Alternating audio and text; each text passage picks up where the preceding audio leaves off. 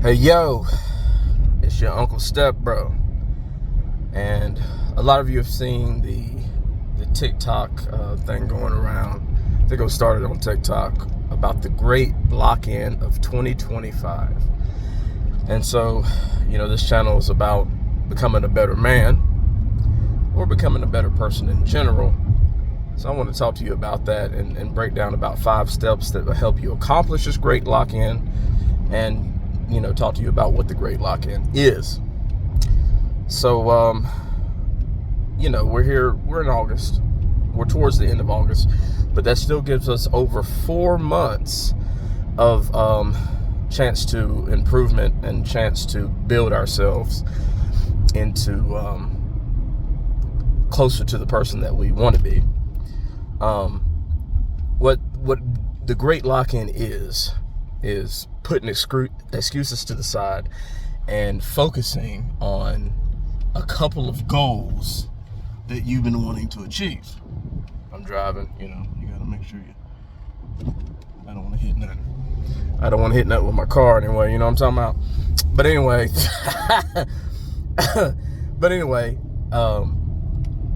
the goals that you want to achieve. So, with the 4 months, you can get so much done in 4 months. And the step thing here's step 1. I'm going to step 1 because you already know what the great lock-in is, because otherwise you wouldn't even be on this thing. It's locking into your goals. It's setting great focus to your goals. That's what the great lock-in is. So the first step, what you need to do is you need to clarify your target.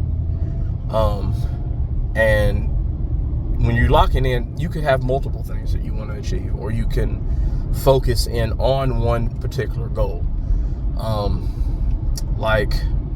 when you're focusing in, make it specific. Don't just say, I want to save money. Say, I want to save $5,000. I want to have $5,000 in a savings account or emergency fund to the end of the year. Don't just say, I want to lose weight.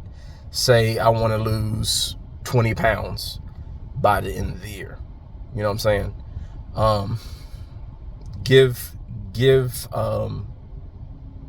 yourself a specific goal that you can, that you can actually measure. Because usually what measure gets achieved. And when you're setting your goals, kind of ask yourself, what would make me proud of myself January 1st, looking back. And speaking of January 1st, a lot of people wait to January 1st to make their goals and make their New Year's resolutions or whatever. And it's so, to me, it's so flippant. To me, my New Year's is whenever my birthday hits. That's when I reflect on the kind of person I've become, because January 1st don't have nothing to do with me. But if that's, the marker that we have for this great lock-in, use it to be like, I've became a better person for the start of the new year, and I'm not waiting to the start of the new year to become a better person. So after you set a definite target, number 2, you want to break it into down into daily battles, daily choices. Make it so you have monthly, weekly, and sometimes even daily milestones. And you want to make it so you have non-negotiable actions that you take to achieve these goals. It's I forgot who said this. I think it might have been Dan Martell. I listen to him a lot, but he might be the one that says, success isn't a big leap, but it's a stack of small wins. So that's what you want to set up for yourself. Number 3, you want to eliminate distractions. Myron Golden says, when you focus on intention and ignore distractions, intention is anything that moves your needle towards your goal. And distraction is anything that does not move the needle towards your goal.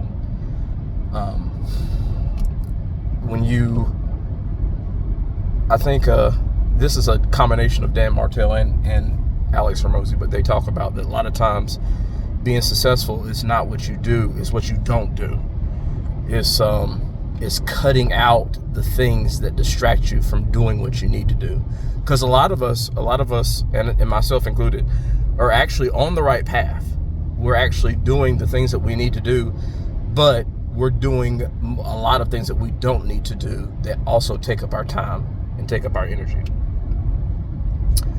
So, the next thing is you need to have systems, over motivation, because your motivation will fade, but your systems will allow you, that will carry you. Once you have something in place that you just do,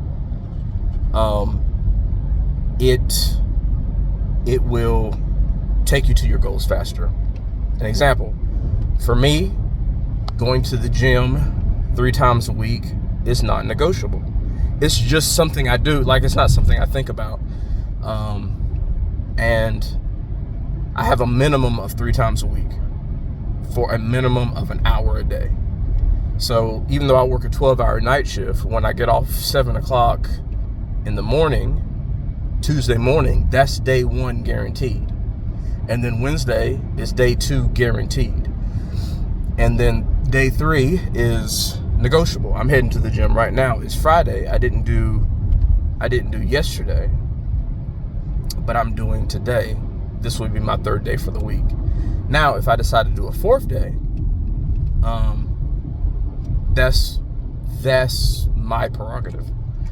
But when you have systems in place, and it's something that you just do regardless of anything else, it will really carry you to your goals faster. Now, the next thing is accountability and feedback. Now, first and foremost, you need to take accountability to yourself because they're your goals.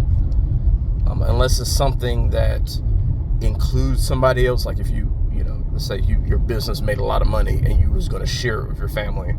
Unless it's something like that where somebody else actually has a vested interest in you succeeding, you need to make sure that you are at the forefront of taking accountability. Because at the end of the day, you look at yourself in the mirror. When you're standing in the mirror, you're the only person that you see every time. Sometimes your wife or your girlfriend might be standing there with you. Sometimes maybe even your brother or your cousin might be looking in the mirror at the same time. But every time you look in the mirror, you're there. And it's only you that's there every time. So always have checks. Check yourself. Check the system. Check your progress. And that will help you at least measure your progress. Brian Carter, another of my favorite people to listen to, he always talks about he's so big on tracking your progress and tracking things. Whatever gets tracked is what gets improved most of the time. And I've learned that myself. So, that's pretty much what you need to do. But something else you need to think about is you need to embrace your sacrifice. Embrace it. Because it does mean you're going to miss out on some things, but you're going to gain so much more.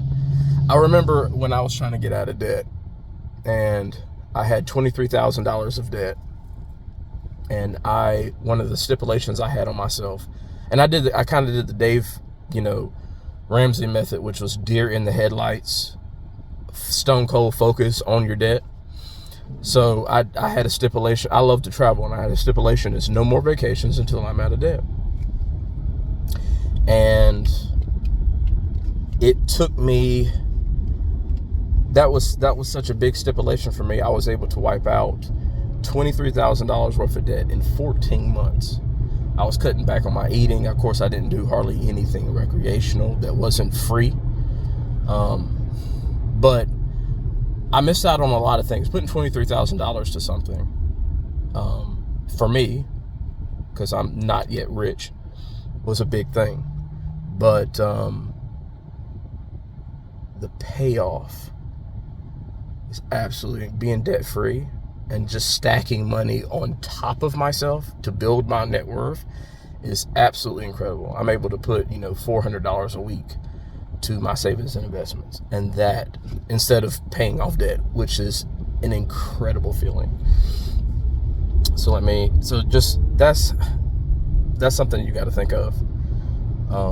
The sacrifices that you make now, it's not a sacrifice. It's really just an investment. So, one final thing is, don't go soft when the holidays get here. Because usually, with Thanksgiving, you have Thanksgiving, Christmas, New Year's, usually a lot of time off of work, time off of school, time off of whatever, all there together. Don't let that soften you up and let you ease back.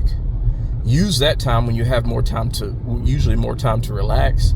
Use that as more time to drive in and finish your goals as strong as you possibly can. Anyway, I'm here at the gym, so I'm done yapping, but I hope this helps, and I hope that y'all participate in the Great Lock-In, and I hope that by January 1st, you become a better person. Uncle Stepbro out.